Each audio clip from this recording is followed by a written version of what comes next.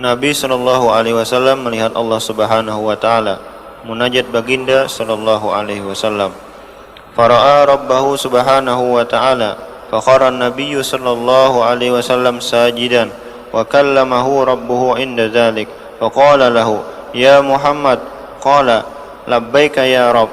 Qala, "Sal." Faqala, "Innaka ittakhadhta Ibrahima khalila wa a'taitahu mulkan 'azima wa kallamta Musa taklima wa a'taita Dawuda mulkan 'azima wa alanta lahul hadid wa sakharta lahul jibal wa a'taita Sulaimana mulkan 'azima wa sakharta lahul jinna wal insa wasyayatin wa sakharta lahur riyah wa a'taitahu mulkan la yanbaghi li ahadin min ba'dih wa 'allamta Isa at-Taurata wal Injil wa ja'altahu yubri'ul akmaha wal abras wa yuhyil mauta bi'iznik wa astahu wa ummahu minasyaitonir rajim falam yakun lisyaitani alaihi ma sabilun.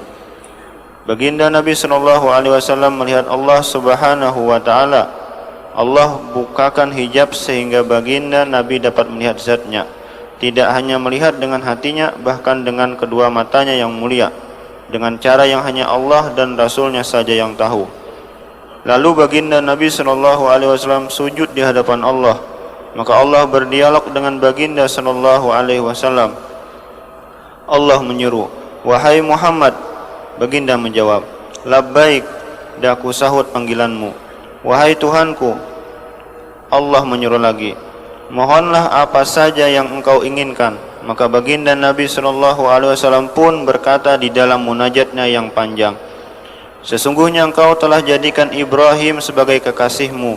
Engkau berikan kepadanya satu kerajaan yang besar, dan engkau telah berdialog dengan Musa, dan engkau berikan kepada Daud satu kerajaan yang besar.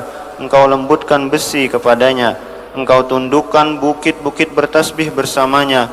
Engkau berikan Sulaiman satu kerajaan yang besar, dan engkau tundukkan jin, manusia dan syaitan, lalu mereka patuh kepada segala perintahnya. Engkau berikan kepadanya satu kerajaan yang tidak dapat ditandingi oleh mana-mana orang yang setelahnya.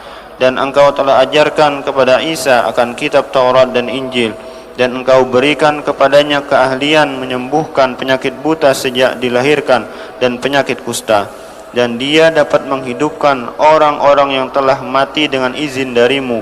Engkau peliharakan dia serta ibunya daripada diganggu oleh syaitan yang terkutuk. Maka syaitan tidak ada jalan sedikit pun untuk menggoda mereka berdua." Baik, di saat Nabi kita berdialog dengan Allah, Nabi kita tidak meminta.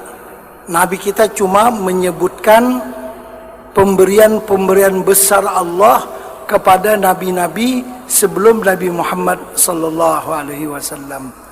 Tadi kan disebutkan Nabi kita melihat Allah. Melihat Allah itu memang benar mengikut jumhur ulama.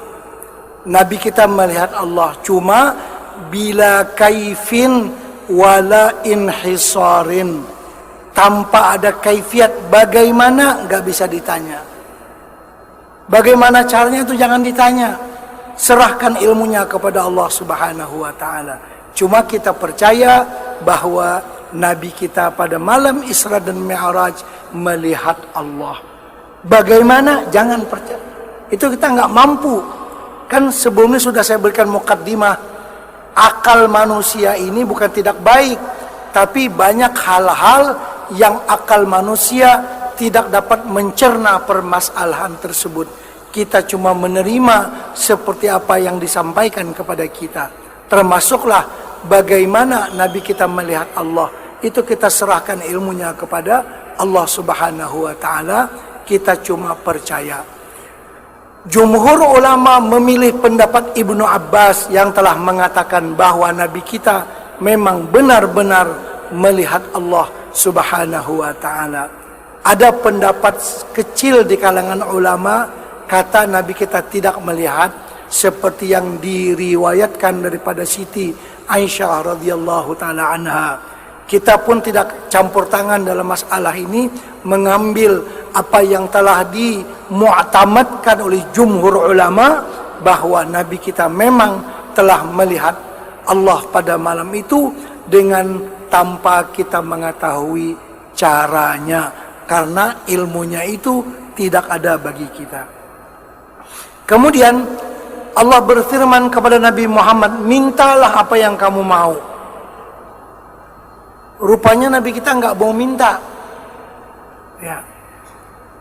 Sebenarnya Allah mengetahui apa yang Nabi kita perlu. Karena itu nggak perlu Nabi kita minta. Segala sesuatu sudah diketahui oleh Allah. Ya. Apa yang dalam hati Nabi diketahui oleh Allah. Biar nggak disebutkan mah nggak apa-apa. Karena Allah telah mengetahui. Karena itu Nabi kita tidak meminta. Cuma Nabi kita menyebutkan pemberian-pemberian besar Allah kepada nabi-nabi sebelum beliau. Kan itu sudah kita huraikan tadi malam ya. Tentang Nabi Ibrahim, tentang Nabi Daud, Nabi Sulaiman, Nabi Isa, dan nabi-nabi yang lain. Itu tadi malam sudah kita huraikan yang Nabi kita sebutkan dalam munajatnya itu. Jadi Nabi kita disuruh minta, tidak meminta.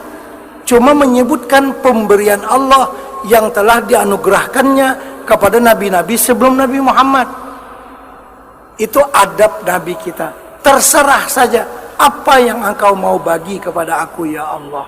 Nah, artinya menyerahkan tafwid kepada Allah Subhanahu wa taala. Karena Allah taala itu Arhamur Rahimin. Allah taala itu Khairur Raziqin. Allah taala itu ya segala-galanya mempunyai kelebihan. Jadi kalau kita serahkan kepada yang begitu, sudahlah. Pasti dia akan memberikan kepada kita yang terbaik. Ya kan? Dia tidak akan memberikan kita yang tidak baik. Karena dia orang yang paling baik, yang paling kasih sayang, yang paling menolong, dan sebagainya. Ini adab kesempurnaan Nabi. Maka di sini Allah Subhanahu wa taala menjawab dialog Nabi dengan menganugerahkan kepada Nabi 15 keistimewaan. Itu yang tadi malam saya belum terangkan. Saya janji mau terangkan sekarang ini kan. Adapun yang dianugerahkan kepada nabi-nabi sebelum Nabi Muhammad itu sudah kita terangkan tadi malam. Adapun 15 perkara istimewa yang dianugerahkan oleh Allah untuk Nabi Muhammad, insya Allah sekarang ini kita akan terangkan. Karena tadi malam belum kita huraikan masalah tersebut. Terus.